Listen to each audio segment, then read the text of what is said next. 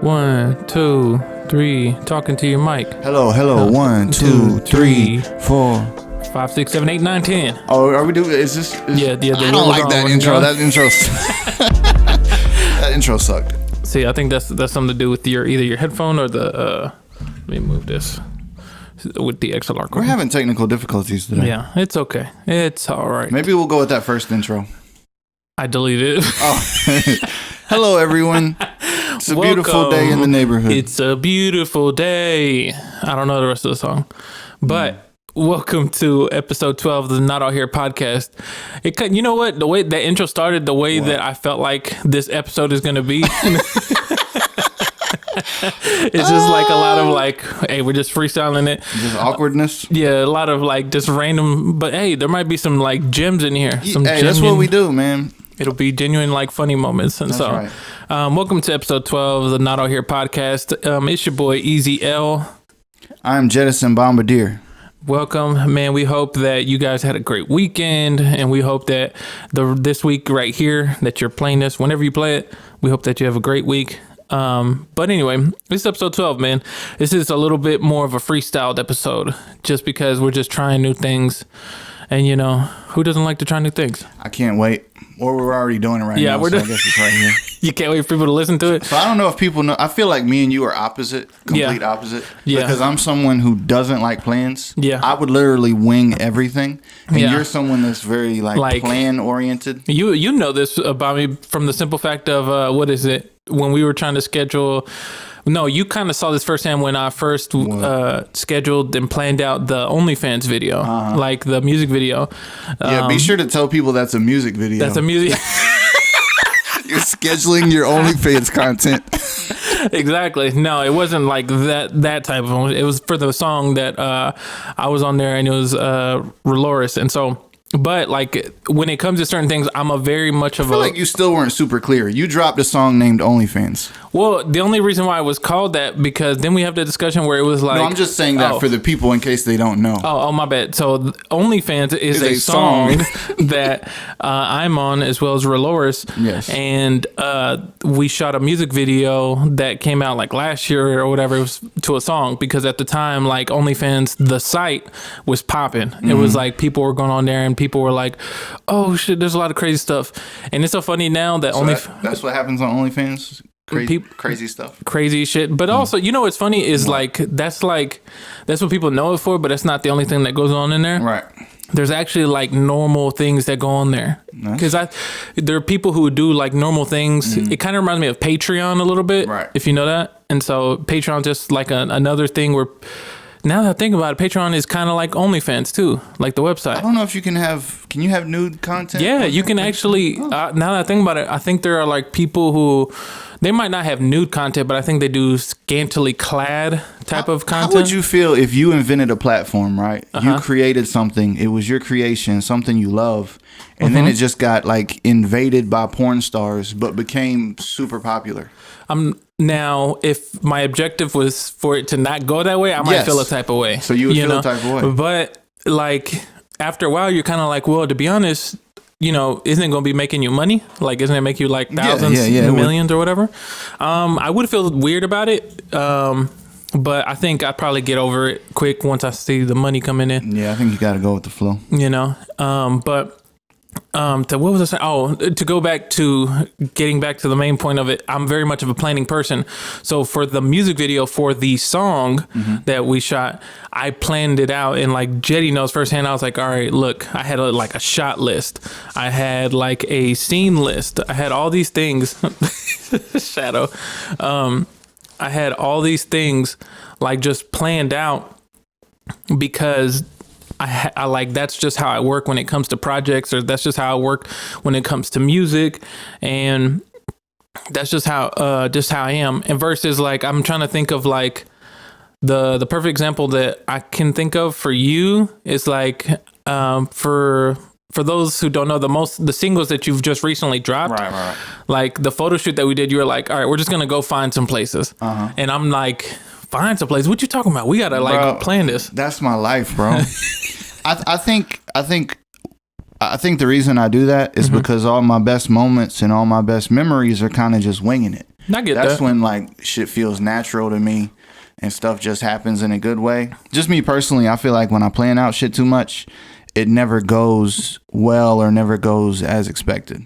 I get that. I think for me, the reason why I plan so much is because of how prepared I like to be for things. And like my brain, like literally, I'll tell you, like my girl will tell you, like when it comes to situations, I've analyzed anything that can and could happen, you know, and occasionally there'll be times where I'm like, okay, I didn't expect that to happen, but I was prepared for it just in case it happened. Do you have like stupid conversations in your brain? Oh, yeah, all the time. Like if I'll say this and this person will say this and this and this. Yeah, all the time. Yeah, I hate that. I have stuff like that. And I try to turn that off. I can't even turn that off sometimes.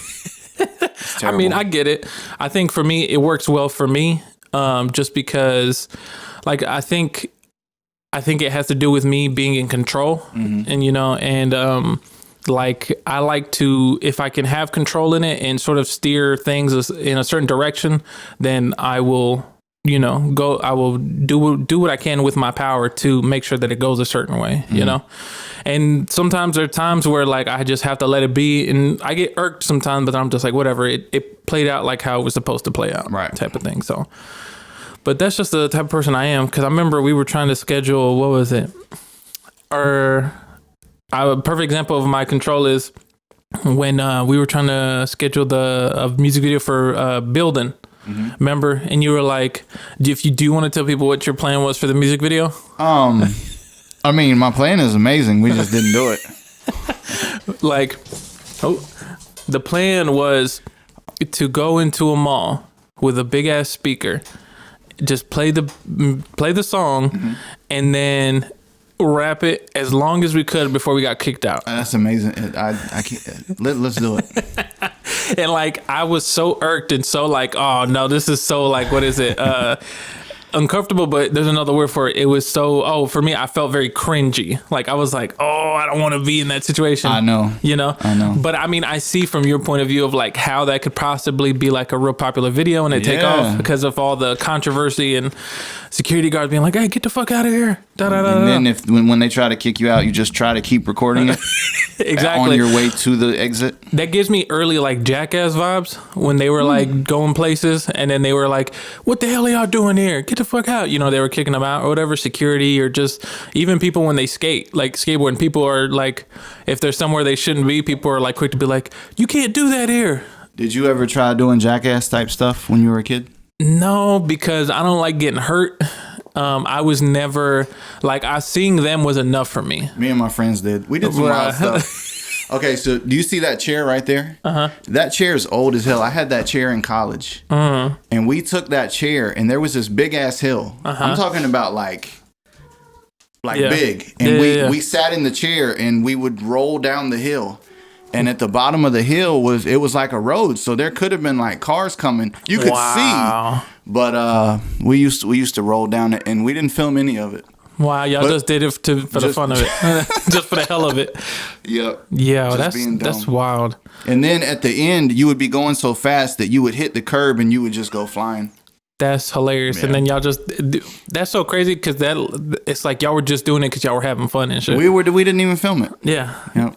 Y'all might have gone viral, bro. You might be like, bro. You could have been part of the Jackass crew. I know. That's wild, but it's super crazy. But yeah, I've never been into, I will say I was never into like doing stunts like Jackass people, but the second closest thing that I used to do, me and my little brother and like our friends in the neighborhood that we lived in growing up, we would wrestle on a trampoline. And so like we would actually genuinely get hurt sometimes because of like we would put each other in, you know, the figure 4 leg lock or we or like the crippler crossface or whatever. What? The Chris Benoit, the dude who actually crippler crossface? Yeah. That sounds terrible. Yeah, it's basically like this weird thing where you're pulling back on the face of the person and their like necks being pulled back and it's really bad. And like we would try to like power bomb people, suplex people. I remember one time we were like having a wrestling match and a friend of mine came over and like we were just, you know, not really hitting each other, we're just faking it. And then like I remember he suplexed me And then I got up, and as soon as I got up and turned around, he was diving at me, and he like tackled me, and then like we were like midair, and then fell off. And in our yard there was like this hill, this like small little, I guess you could say it's like a little molehill or something. It was real small, and then like we just bam hit the ground, and then as soon as I hit the ground, I could hear crack, crack, crack on my back, and I was like, all right, I don't feel good, but. Damn. But yeah, you had a trampoline? Yeah, we had a trampoline. I never had trampoline. Yeah, it was super fun. Now I don't. It's so funny now though. I don't feel safe getting on them. Well, yeah, I mean you're a grown up. Being a kid, you were just like, yeah. You don't have a reason to get on one as a grown up. There was one time though. I will say, so on most trampolines, they have not, I guess tarp is the word that covers the springs. Oh yeah. So we got to the point where the tarp was gone. Oh. And I remember one time we were just jumping, and what people tend to do on trampolines is they'll put their weight together so it can bounce the person higher. So one time they did that, and I went up and I came down, but I was going towards the springs. And then what ended up happening was one of my legs went through the springs and I was leaning over. Ooh. Yeah. And I was like, oh my God, help. Ooh. It was real bad. But now that I think about it, I mean, maybe I did do jackass shit. I just didn't do shit like they did, I can't picture you doing jackass shit. Nah, like not anymore. Like, well, no. And sometimes I just felt like I couldn't be bothered. I was just like, come on, man. What are we doing? So I was never like that. Did you ever see the Wild Boys? The Wild Boys, was that them when they were in the jungle? Yeah, it was Chris Pontius and Steve-O. It was like Jackass, but with zoo animals in the wild. It was amazing. That's interesting. I love that show. I think I watched some episodes, but I just never got into it because I was just like, animals. I don't want to see these animals. You don't like animals? No, bro? I do. It just didn't seem as dangerous, even though it probably was more dangerous. Yeah, bro. They would put like they would attach raw meat to themselves, and then go out and walk besides like lions. That's wild. And the lions would like grab them and grab the meat. Man, that was crazy. That's really crazy because I remember they had that, and then they had what, Nitro Circus. What's that? Remember? You don't remember that? That was like another rendition. I don't think it had some people who were like cool with the Jackass people and the Wild Boys people. Oh, I never heard of that. And it was on MTV? Yeah, it was on MTV, but it was people doing extreme stunts. So like people that had like, motorbikes or whatever, and they would be doing flips into this like, big sea of foam or like the ocean or over shit. It's kind of like Evel Knievel type shit. What? Yeah. And that was like a thing. And I think some people got really hurt, but other than that, yeah, that was something. I never got into that either, just because I was like, this isn't exciting to me. But bro, what excites you? What excites me? Yes. That's a good question. What excites me? That's really interesting. Damn, you actually are stumping right now because I'm trying to think of what excites me. How can you not think of anything? I guess no, my bad. What excites me is like when somebody who's really good at something does something. For example, like I watch jazz piano players, watching them play. I'm just like, yo, holy shit! How do you get your hands to move like that? So I asked what excites you, and your answer was jazz. Yeah, like people, you never seen somebody who's been so talented and so skilled at something like that. I know what you mean. I'm just trying to make a joke. Yeah. I'm trying to think. People who like make music. I'm trying to think of. Damn, man, because that's actually a really good question. Bro, you need some excitement. Well, I think 2021, you need to jump out of an airplane. No, would you do that? I'm never doing that. Bro, I would love to go skydiving. We don't belong up there, bro. We don't. Hey. I will say though, I did want to do that at one point, but my fear of the parachute not coming out always would pop up. Yeah. I think that's almost everybody's fear. They're like, okay. But I know when you do shit like that, you're with like a trainer or someone who's more experienced with you. Yeah. I think your first time you have to be like strapped to someone's back. But then your second time, you can solo it. Yo, I can't imagine the adrenaline. I would love to do it. Have you ever had a moment where you had you felt like you've had adrenaline running through you? Yeah, I can't think of. Because like. I'm trying to think. I know when I played basketball, when I would go in the basketball games in high school, my adrenaline would be going crazy, and then I would fucking suck when I got on the court because I'd be too nervous and too adrenaline. Yeah. Huh. That's interesting because I think I was trying to think of something. I know of 2 moments where I had adrenaline running through me and like I was aware of it. One was when I got into a car accident. Oh. And like I was in Texas and I was actually, me and a friend, we were going to see Jameson. He's a singer. And him and this girl Rochelle Jordan, super dope. And we were driving and I had like this Hyundai Elantra. People were like, I don't know what the fuck, it don't matter, it's just the car I was driving. And we were going to our hotel real quick before we went to the venue to go watch him. And we were at a 4-way intersection. We had the light to go, and this family of this man, husband and wife, and then they had a little daughter in the back. This dude was driving and he thought he could make it while we had the light because, you know, he had like a blinking yellow light. And so he stepped on the gas trying to beat us before we got to the intersection. And then we ended up just like T-boning him. And so we hit him. And then like real quick, I was like, oh, and then like I blacked out real quick. But then I woke up and then I was like, oh shit, what's going on? You know, I was trying to get be aware of what's going on. Situation was the car on fire and shit that time. And then when I first performed out here in Atlanta. And so, like, cause I think I had this conversation with a friend of mine who I told her when it comes to like performing, like the artist side comes out. So the like everything leading up to the performance, when I get on stage, I'm always like, shit, like, you know, it's kind of like, I imagine it's kind of like when you were about to go into the game, right. playing basketball, you're like, all right, I gotta go in here, gotta perform, gotta do these things. And so I did that, but as soon as like they announced my name, like the artist side comes out, like it flips. So it's like this character almost. And then like now this other side that doesn't really come out unless I perform comes out. And I can feel the adrenaline of making sure that I get everything right. You know, I'm singing on point and I'm doing all these things.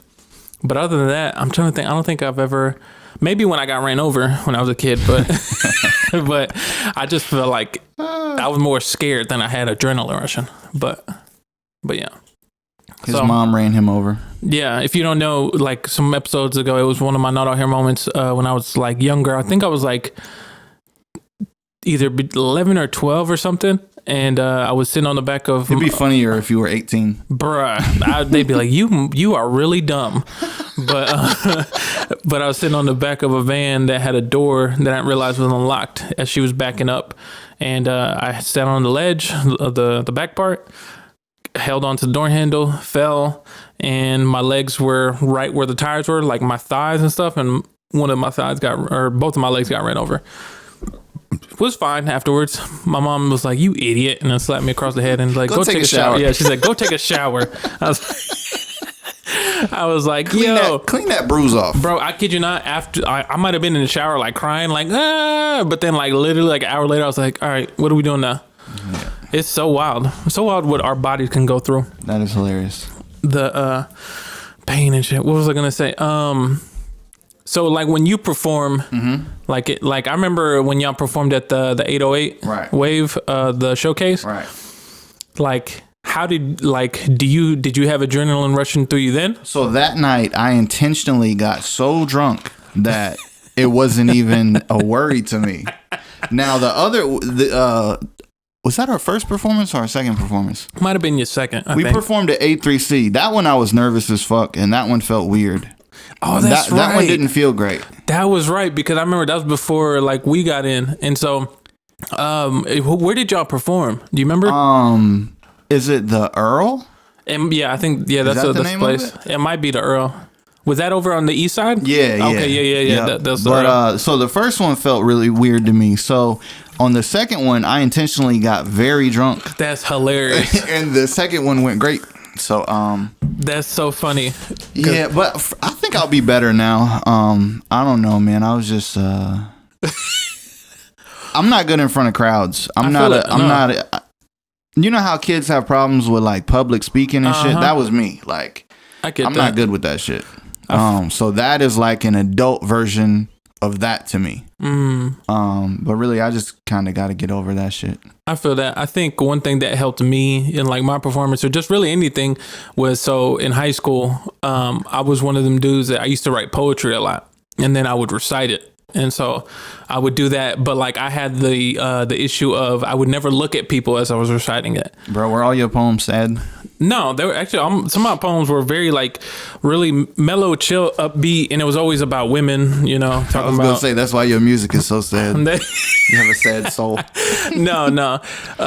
But it was just about like women and like because I grew up as a side note. So my mom raised me for the most part. My pops dealt with a lot of issues. He came back later in my life, but my mom is the one who raised me. And she instilled it in me at a very young age to treat women like queens, like treat them like, you know, you need to treat a woman right type of thing. And I was like, okay, I carried with that. But like, so most of my poetry was about, you know, romantic shit, you know, romanticizing, like a relationship or like, you know, doing all these things that you see in movies, you know, that women, how you should treat a woman type of thing. And just being smooth. Cause I feel like a part of me is as like chill and sad boy music is there is a side of me that's very smooth.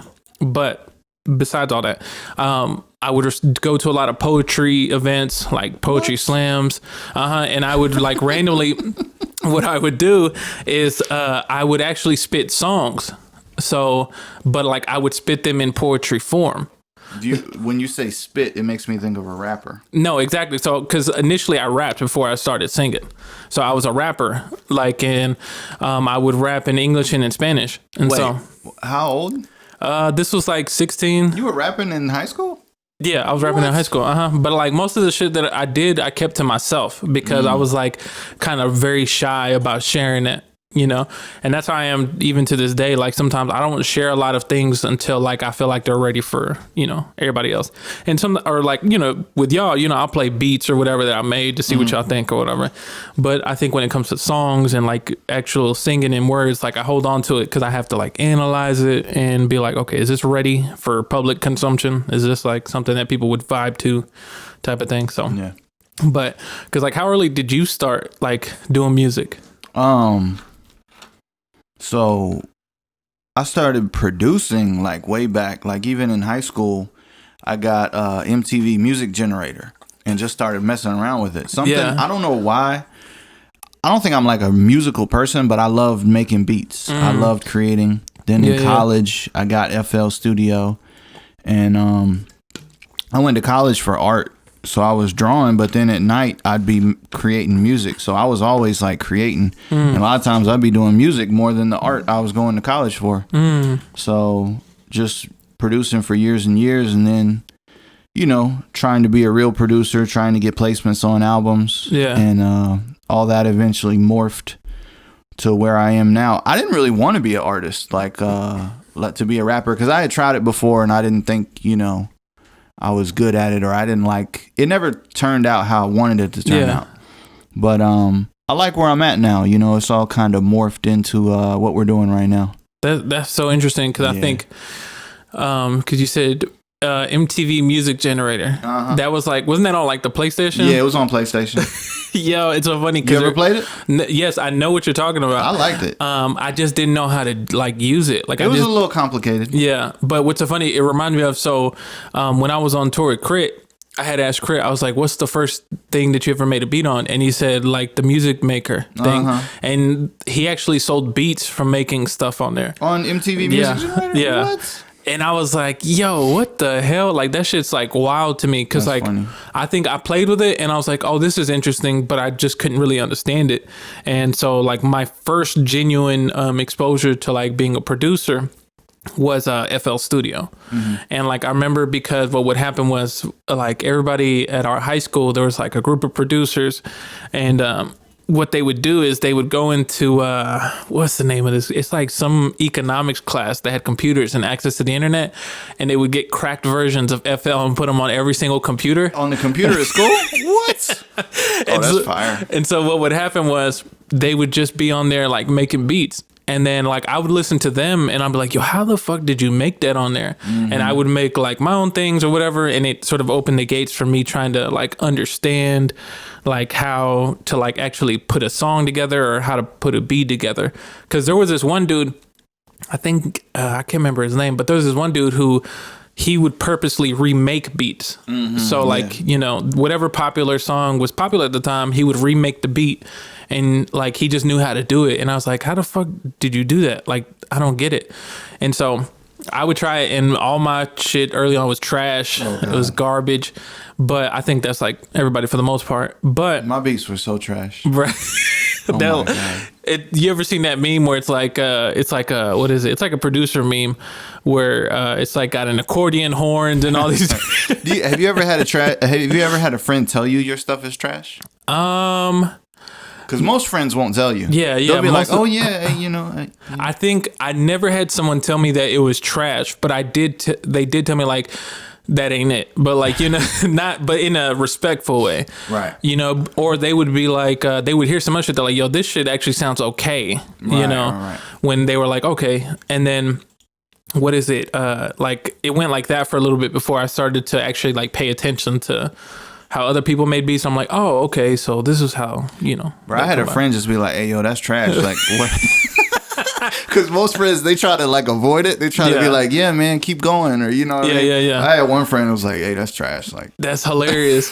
But you need people like that sometimes, you know, because if not, you'll run across people who like nobody's ever told them that they need to work on that shit more. People think they're amazing. Yeah. And they're like, this is like my shit. And like, it's not hitting at all. And then they also get this weird thing in their head where the world doesn't respect them and they are amazing. Yeah. Because they're putting stuff out and it's not doing what they think it should be doing. Yeah.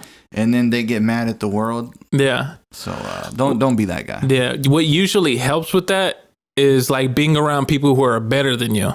Like I remember when I was making beats, like later on in life, I want to say like when I was in college, I started to hear what other people were making. And I had a friend, Sean Fresh, who I listened to his music and I was like, yo, your production is crazy. Like whoever makes your beats, like he had people like who were like had more experience in the game and shit. And then like eventually later on, like I met DJ Burn One and I would listen to his shit and I was like, how does your shit sound so good? Like I didn't understand. And then what I purposely did was I was like, I'm going to hang around, you know, people who are better than me so that way I can get better. Because that was like a big what is it? Like a big gem or like just a good tip because like I would ask him questions like, yo, how did you get this to sound this way? Like, how do you know? And then I did my own research on like when I was by myself of like looking up on YouTube, like how do you play, you know, this type of chord? How do you play this type of genre and so on and so forth to like develop shit. And then also look to people who I looked up to in music as an artist. So I'd be like, what does their sound like? And then try to be like, okay, how can I make that mine? So, but that's so funny. But yeah, people are like that. Sometimes people feel entitled. There's a lot of people in the world like that. But man, sometimes you need to get shit on, bro. You gotta get humbled real quick. You gotta get humbled, man. Like I'm trying to think of even when I was doing poetry and shit, I would get like humbled super quick. From other people who were like doing it longer. I'd be like, God damn, this motherfucker, I'm over here putting like these little metaphorical bars in my poetry, and then this motherfucker come in and he's over here dropping these fucking things that I don't even understand. Bro, they got poetry battles? Hell yeah. Man. Isn't that what a poetry slam is? People just going at it? I know nothing about that world. Oh, okay. Yeah, but that's how people are. It's the same way. Like I guess it also depends on what you're trying to do. I mean, it's the same way if you're trying to be like a lyricist in the game, right? And then you listen to people who are actually doing that shit. So not just like battle rappers, but like, you know, like a Nas or a Jay, you know, or if you go into the MF Doom realm, R.I.P. But like you're like, damn, you're trying to make like witty shit. Even Lil Wayne, even though I wasn't a big fan of Wayne, like even his shit was like, he puts words together well. Yes, that's a simple way to put it. He puts words together really well. You know something? What? I've never heard an MF Doom song in my life. Wow. Yeah, I apologize to all Bro, we're stopping the podcast right now. All right, y'all. That was the podcast. We hope you have a good day. I've never heard one in my life. So you got to tell me what's the best song I need to go listen to. I'm going to say there's a few of them. Because I actually was like a big Doom fan. Because I loved, like, he was different. And I could tell he was different from everybody. But I also understood that he wasn't for everybody. You know, he was really for like those like rap heads, like who were into it. I want to say you got his album that he did with Madlib called Mad Villainy. On there you got what is it? Accordion. That's a classic. Rhinestone Cowboy. That's a classic. What is it? I hear you in the background whenever I call. Is it Clown? I think that's Fancy Clown. That one, that's like super hard. I mean, some of the ones that people really know him for is what's the name of that fucking record? He sampled Sade. It's like Operation Doomsday. That's the name of the album. But it's like those are like some good ones to start off with. But he's got the thing about him, bro, is that he has like this aesthetic. You know, well, I don't know if you probably don't know this. He had like 13 different aliases. When the news came out that he passed away, I was looking up stuff about him, and I noticed that he was a bunch of different. I guess when he collabs with another producer, they would come up with a different name. Yeah. So like he did some, well, of course, with Madlib, and I'm trying to think. He did some.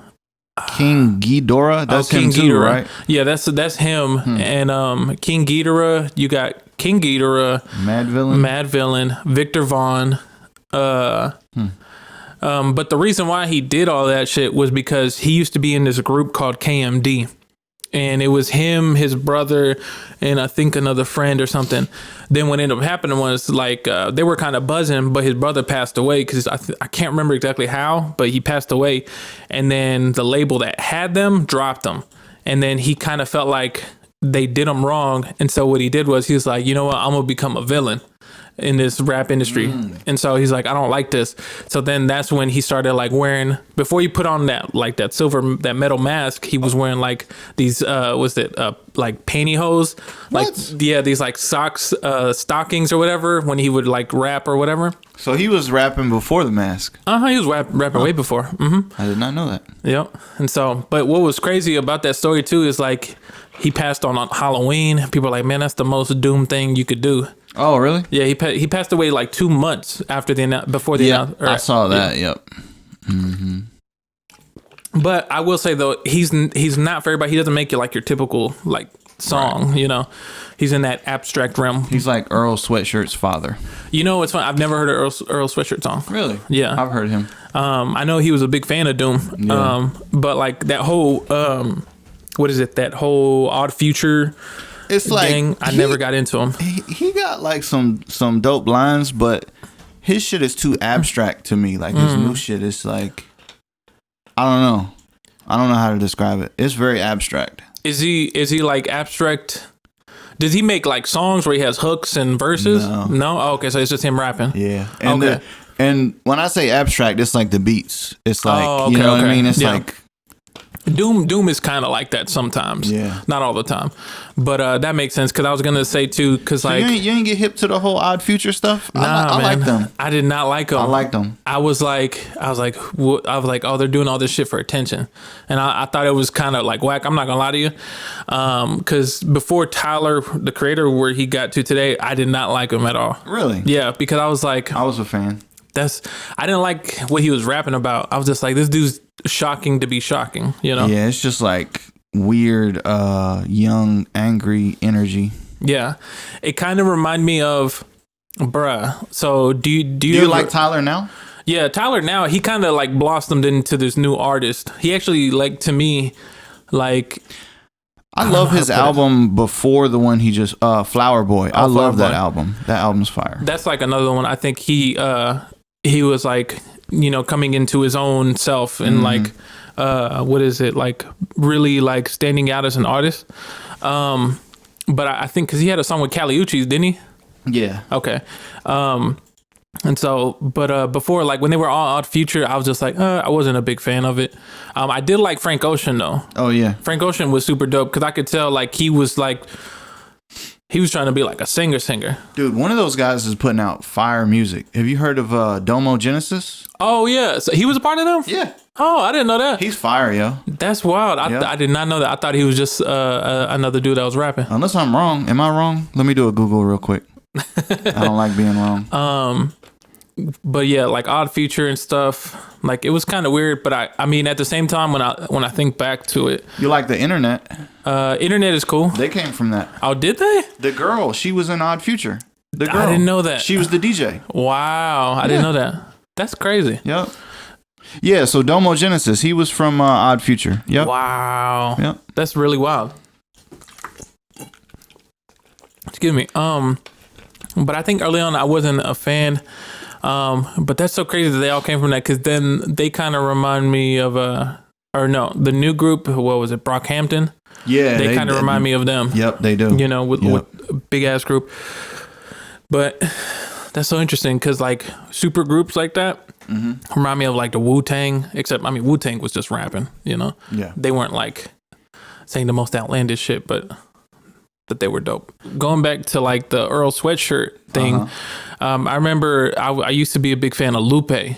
Bro, I Lupe love Fiasco, and I loved his Food and Liquor. I loved the original Food and Liquor. That's how much of a big fan I was. The one that leaked? Yeah, the one that leaked, because that shit was crazy. But because it leaked, a lot of shit changed. And then the Cool, and then after that, to me, he kind of dipped a little bit, because I guess he had issues with his label and whoever he was signed to and shit. But like I was like, yo, this dude's it, because he was like rapidy rap. He was like rapping. But then like there was some shit I never really understood of what he was saying. I was like, I don't know what the fuck he talking about. Yeah, it's very dense. Very, very like you had to go to Harvard to like. To you ever see somebody like breaking down his shit? Yeah, I think there used to be these threads where people would like this is what he's saying. Shit. This line actually talks about the Chinese Revolution in 1600s. It's like the what is it? The what's the website that breaks down lyrics? Genius. It's like Genius before Genius. Oh yeah, yep. That's just hilarious. Lupe was the origin of Genius. Man, him and who is it? Like sometimes Royce the 5'9" would have lyrics. I'd be like, yo, this is crazy. Like, and I wouldn't understand that shit, but. It's so interesting. I'm trying to think of, did you have any like guilty pleasures like that you would listen to? Music wise? Yeah. I don't know. I was into some weird shit.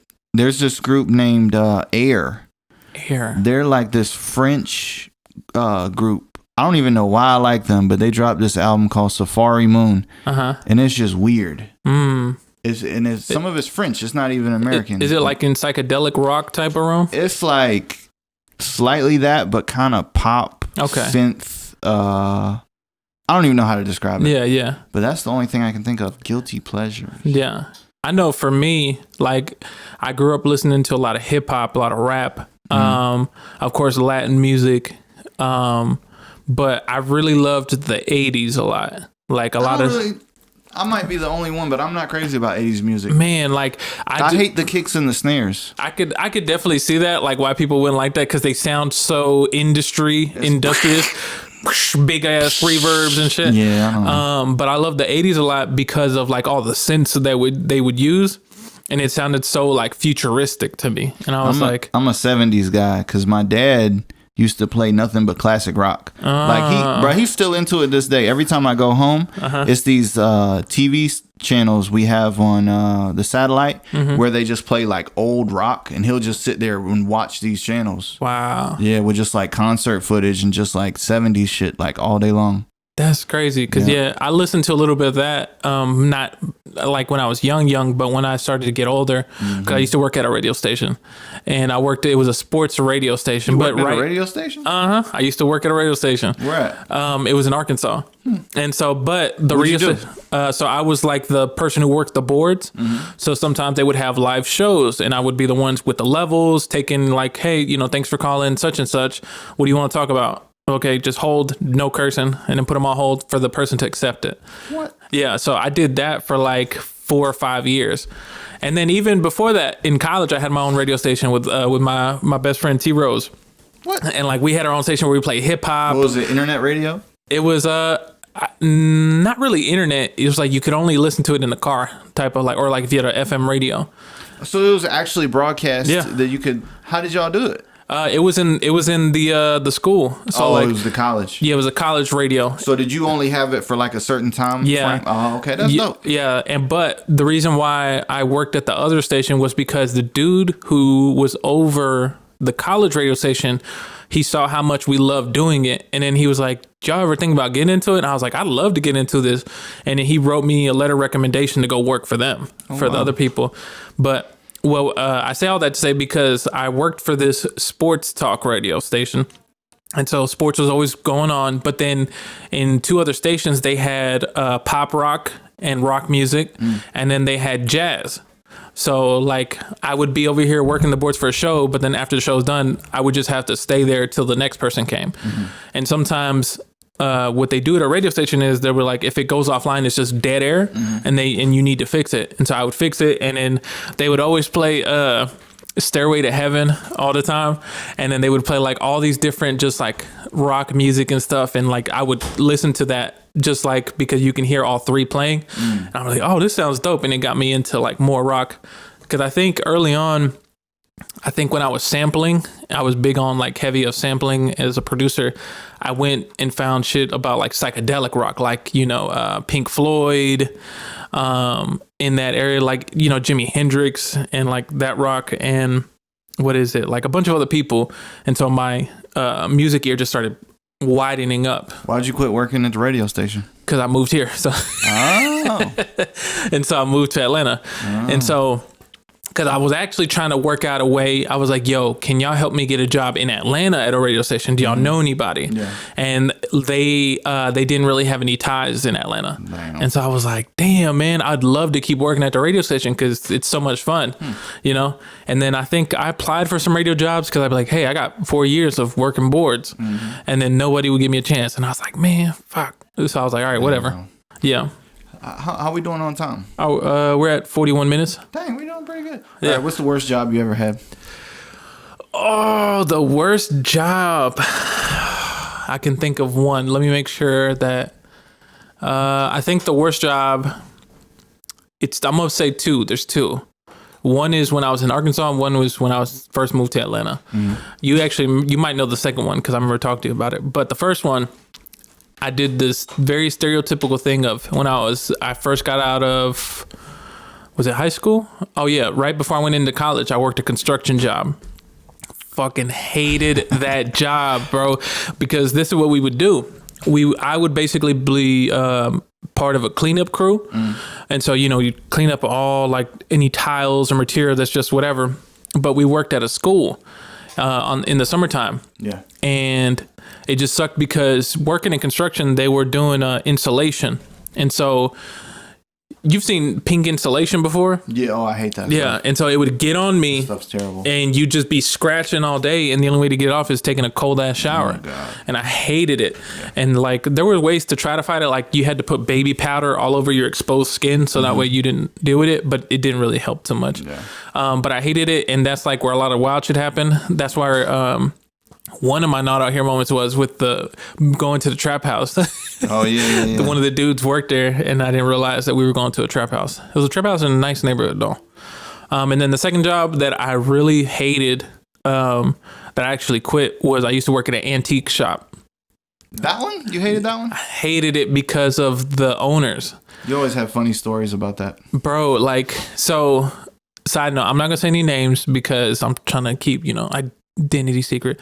So the dude who owned the shop, he actually the shop used to be in Midtown. It was like making a lot of money and shit. He was married and shit, but then he had an affair. But he had an affair with his babysitter for kids that he already had with the babysitter. So then got divorced. The wife took half and he moved the antique shop like further down south. And so I would work there, but he was very old school and he was with the woman that he had an affair with. And like, they basically were running the shop. And it was really bad because there was a lot of labor going to places like moving antiques, taking pictures of antiques. And we really couldn't connect that much because he was very old school, and he'd be like, all right, you know, I need y'all to work an extra 4 hours. And I'd be like, what the fuck? Like, no, as soon as I'm here for this time and I'm done. Right. That's how it is. And then I remember I left, and then he got upset that I was leaving. And he started like, I told him I had another job lined up, and he was like, this was wrong with you millennials. He's like, you guys don't know how to put in hard work. You guys don't like to put in time. And I was like, get the fuck out of my way. I agree. He's stupid. Can't put in an extra 4 hours of work? God dang. Look here, you little youngins. You guys don't know how to put in a little extra hard work. Come on now. My mama used to whoop my ass 12 times a day. I mean, that babysitter did look good, bro. I mean. But it was just real wild. It was the coworkers there, they were cool. But like, bruh, it was so like soul killing, like soul crushing type of job. So what about you? I have two. One of them is soul crushing. The worst job I've ever had in my life. It made me depressed, bro. Oh, wow. I mean, because, it was in North Charleston, which is kind of a bad area. And it was Dial America. I'll say the name. Do not ever work for Dial America. Dial America? Dial America. What the hell? I was a, like a phone job, you know what I mean? Yeah. I can't think of the right terminology for it right now. My mind's blanking.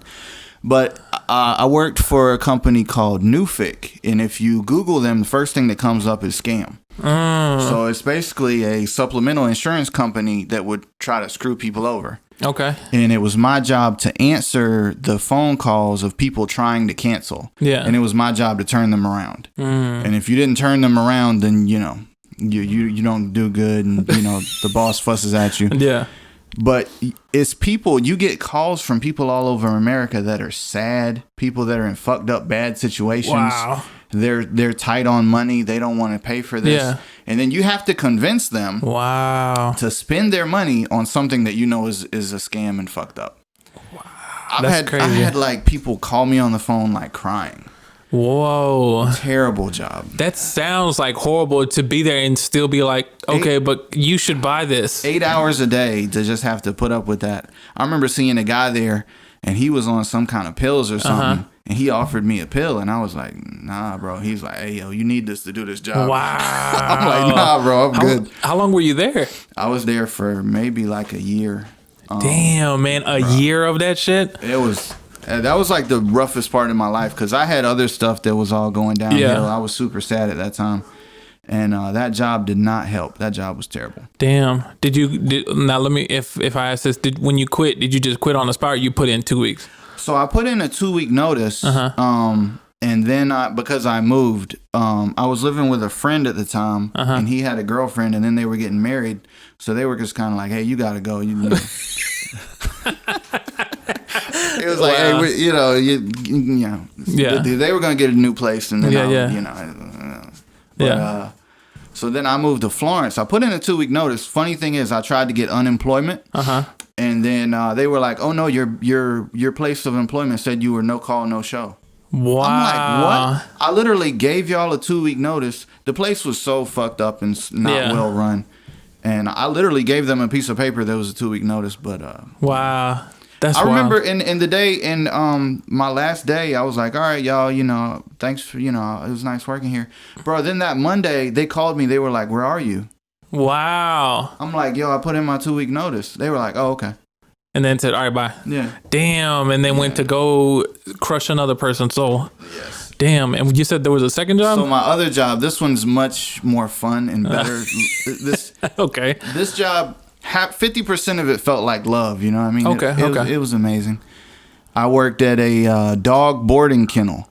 Dog boarding kennel. But the funny thing is, people would pay extra for their dogs to play in this pen, like this big ass area. Yeah. So I would go out there and be with the dogs, and for 30 minutes it was awesome. You get to play with these dogs, you see the dogs having fun. But then for the other 8 hours, you're just sitting in a fence with dogs. What? Bruh, you go there, you basically make sure no one gets hurt, no one escapes, and everyone minds themselves, but you're just and there's even a video camera. Okay. Where the owners can go watch their dog play. Wow. But there needs to be like a human there to like look over it. So I would go and sit in a fence with dogs for 8 hours a day. Wow. Just sitting there? Bruh. And bruh, so, you know, doing music and stuff, I stay up late at night. Yeah. So there'd be days where I'd go in, and when you're sitting in a pen with dogs for 8 hours a day, you get bored. Yeah. And I'd fall asleep. But people would call and be like, hey, he's asleep outside. Yo, they wouldn't let you catch some Z's. And then they'd come, and then the owner of the company would be like, hey, you can't fall asleep in the pen. That's a really weird job. Bro, it was so weird. Cause I'm not gonna lie, 30 minutes every day, it was awesome. Yeah. I'd play with the dog. I had dogs that I liked. It was like, hey, how you doing? And you know. But that's why I would think that you would just be there, and then because like being in a kennel for that long and just sitting there or just being there, I can imagine how boring that is. I would think that they'd be like, you got a desk, and go be at your desk and then check in every now and then type of thing. Nah, you got to be out there with the dogs. That's weird as hell. It was. That's really weird. It make you go crazy, yo. I bet. Just sitting there and you're just like, well, there's no like, sure, it's nice to be around dogs, but then after a while you're just like, all right, where's the entertainment? Like, you know, after a while. That's really wild. It was in the summer too. Oh boy! I mean, the summer and the winter. Imagine it's 30 degrees outside. Oh my god! And you're just standing outside for 8 hours a day with dogs. How long were you there? Maybe like a year. Lord. Or during the summer. Imagine it's like 95 outside. Jesus Christ! You're braver than me. I couldn't do that job. It's like I always told myself one of the jobs I would never work is in the food industry. I'd never worked in, and I've never worked at one. Yeah, like, I agree. It's just like, it's such a, I feel like they should pay people who do that more, because that same thing with like the trash company and shit. Cause like some of those jobs, bro, somebody got to do them, but Jesus, they need to be compensated. Yep. But it's interesting. All right. And then since, you know, this podcast has been a little freestyle, but we still wanted to do something that we usually do that Jetty does, which Jetty, you said you wanted to drop off some news. Okay. So, I didn't even research this, and I'm not 100% sure this is true. So maybe we got some fake news. Okay. But we got something. All right. Okay. I saw this. It looks like it's real. I don't know. Mm-hmm. Capitol Police arrest Virginia man with fake press credentials, firearms, and 500 rounds of ammo at inauguration checkpoint. Damn. So the inauguration's coming up. And apparently police caught this one guy that was maybe going to try to wild out on inauguration day. Yo, that's wild, but I'm not surprised. It's posted by the Shade Room. Okay. I guess they wouldn't post fake shit. I don't know. Or they would at least correct it if it was fake. That's wild that shit like that. People are so serious about that. They like can't let shit go. Yeah. That's really wild. It's going to be interesting inauguration day. That's actually, what's today? The day we're recording is the 17th. It's either the 19th or the 20th, right? Yeah. So then by tomorrow, when this comes out, it'll be like, I think it's the 19th, I want to say. We'll talk about it on our next podcast, I guess. Hopefully, I hope shit don't pop out. I'm tired of all this shit. It's just smooth. Like I said on a previous podcast, just do it through Zoom. No. Nah, don't give in, bro. Don't give in to them. Stand strong. Don't give in to them yellow bellies. This ain't Trump's America. Yellow bellies. Isn't that like something for like somebody who's a coward? Like a yellow belly? That was like a real Southern country thing. Sounds racist, bro. It might be. But what about people who have, you never seen those skin, not deformations. I know what you're talking about. Jaundice or something? Something like that, yeah. So people are like, that's for us. Yellow fever. Yeah. Okay, hold on. Let me think. My not all here moment. I didn't even think of one. Now we're going to do a not all here moment. Yeah, no. Like how you announced that now we're going to do a not all here moment. Not all here. Now, not all here. Would you like me to go first and then you try to think of one? Yeah, sure. Let's do that. Okay. Mine, it's not a pretty one. Oh, boy. It gets pretty ugly. Oh, no. Okay, so I want to start this out by saying I'm not a guy that sends random dick pictures, okay?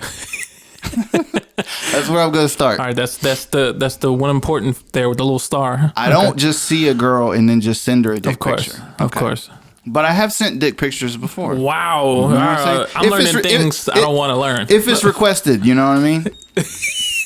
So I'm just letting you know. Okay. This particular time it was requested. Okay. Okay. So I was actually at work. Okay. But I sent one. I already had one in the chamber. You know what I mean?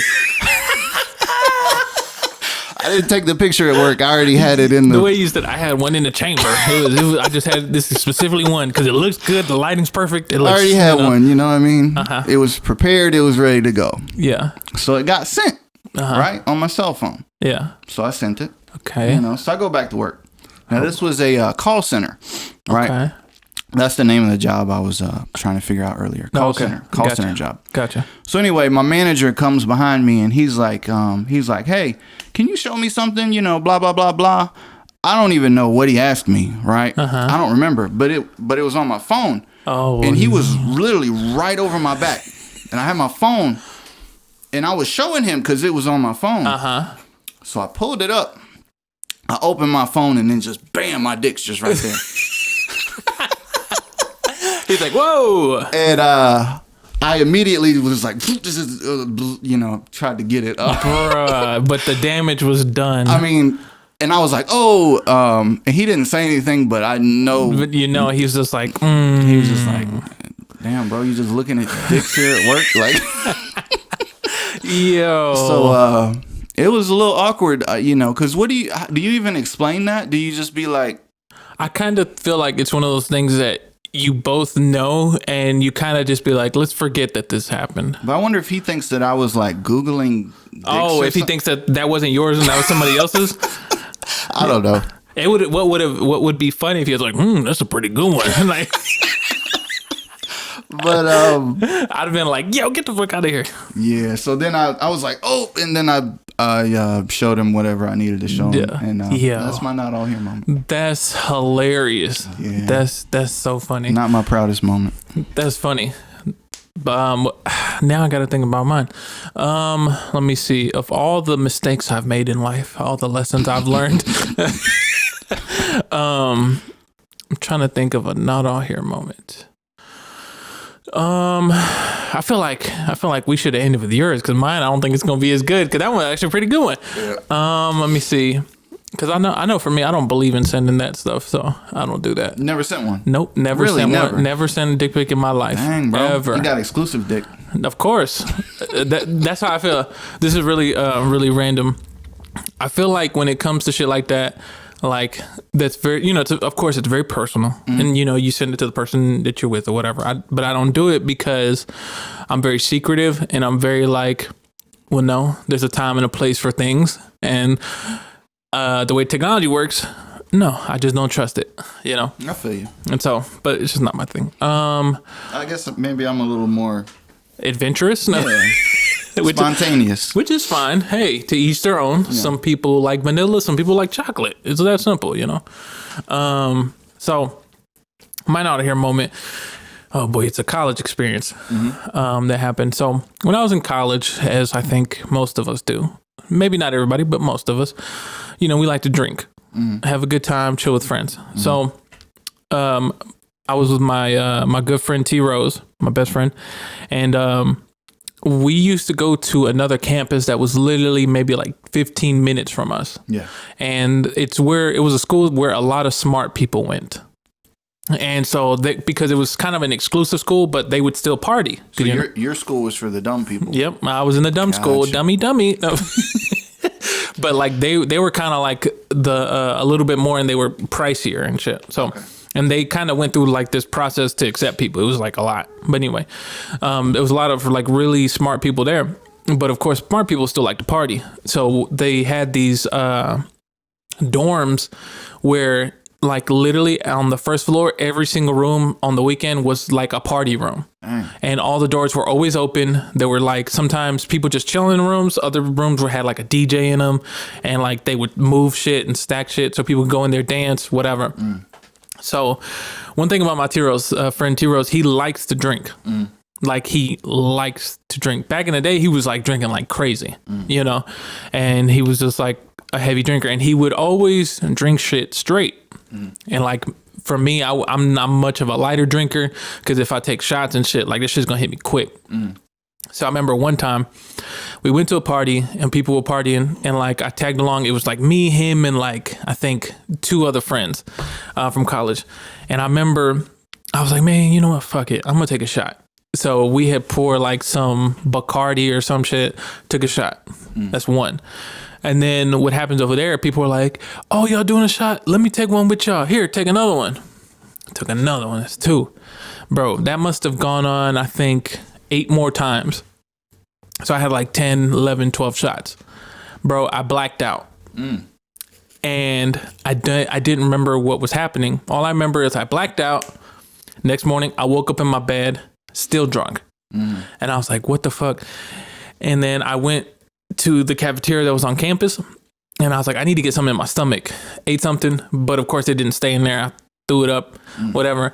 And then I called my homie T-Rose. I was like, yo, what the fuck happened like yesterday? What happened? He's like, bruh, you got fucked up. And I was like, tell me, what did I do? What happened? He was saying that like at some point I blacked out, but I was like, my subconscious had took over, and basically police had came and they were shutting down the party. And he was like, you know, they were like, hey, shut it down. And then I think I was like, yo, I gotta go piss. And he's like, all right, dude at the bush over there, don't go near the cops. And I went near the cops, and and I was doing it near the cops. And then, but I did it, and then I started running. Did you just wait? Did you just pee like out in the open? No, it was like behind like one of their cars. Like I was behind a cop car. Yeah, like right next to it. It's like right on my left or something. And I was just back there just handling business. And then I took off running. And then like I think I took off running, and then I fell, and then I was basically like passed out, and they're like, bro, we got to get him the fuck out of here. And so then they grabbed me, and they had to like basically like manhandle me to like the car, and they got me in the car, and then they made it back to my dorm. And then they're like, all right, we got to get him. What sucked for them though is at the time I lived on the 3rd floor of the dorm, and the elevator wasn't working, so they had to go up the steps with me. And so I can't imagine taking you up 3 flights of stairs. I know, yeah. And so what ended up happening was they were carrying me back in, and I'm like passed out. They're like, man, this motherfucker, he got fucked up. And then another cop from our campus sees us. He's like, hey. And then they're like, hey, what's going on? They're like, is he all right? And they're like, yeah, he's fine. He just had a little too much. And they're like, don't let him drink like that no more. And then next thing you know, they get up to the room, and my roommate, who I was living with at the time, was there. And he's like, what's wrong with him? And he was like, bro, he got too drunk. Just, can you keep an eye on him? Keep a trash can next to him just in case. He's like, yeah, I got it. And then they literally threw me on the bed, and I'm just passed out. Yeah. And then my friend, my roommate was just like, bro, the whole night you were doing these cartoonish hiccups. I was like, like that the whole night. And then after that, I was like, I should stop drinking. But of course, next weekend I just drank again. Dang, bro. You peed on the cop car and then ran. Yep. It was crazy times, bro. I used to live a different lifestyle, but now I can't do that because we're a little older. Now you read poetry. I did that before then. I did the drinking, then I do it now. And then I started singing, and I was like, oh my God.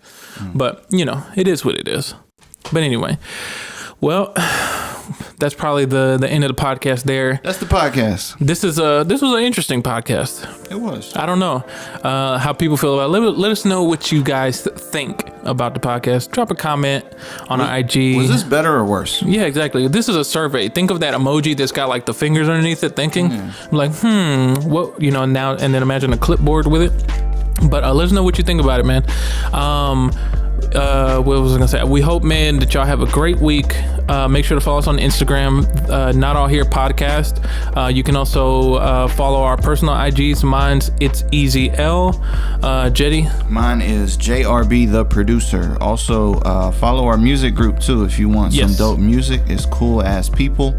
Cool Ass PPL. Exactly. And then also, man, make sure wherever you listen to this podcast, you know, subscribe to us, give us a review on Apple Podcasts if you listen to us there. It really helps us push the podcast more, trying to grow it. And other than that, man, we appreciate y'all for hanging with us, and we'll catch you on the next one. Yo.